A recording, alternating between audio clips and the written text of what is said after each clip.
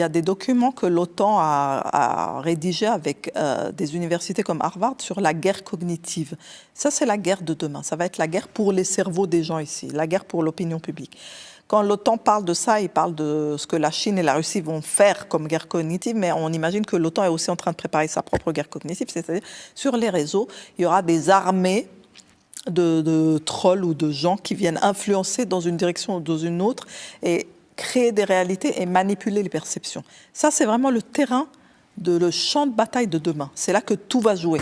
Donc les plus fragiles, les plus crédules, les plus frustrés, les réseaux sociaux pourront les radicaliser à l'envi et dans les directions qu'ils veulent. Qu'est-ce qui va venir comme contre-pouvoir face à ça? Qui va pouvoir faire réfléchir ces nouvelles générations, les ramener à la réalité, les faire atterrir, les désintoxiquer, les déradicaliser, leur dire ça c'est des psy-ops, c'est des opérations psychologiques de telle armée, faites attention. Qui va débunker ça? Et il faudra des armées de débunkers en face des armées de trolls. Et malheureusement, c'est un monde un peu dystopique qui s'ouvre à nous, que nous, aujourd'hui, ça nous dégoûte un peu d'imaginer ça.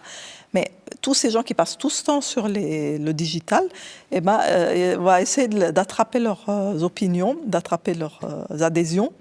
Et toutes les armes seront bonnes. Hein. Mais pour la jeune génération, la référence, la vérité, c'est les réseaux sociaux. Exactement.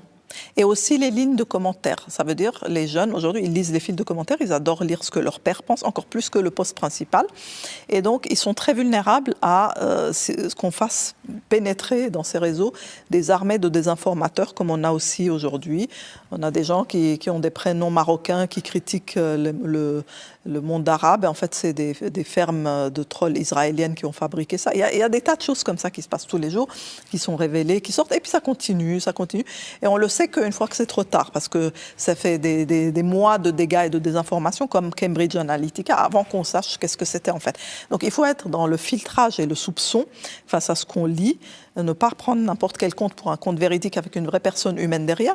Et ça nécessite un véritable apprentissage. C'est la maturité. Ça nécessite une formation extrêmement pointue.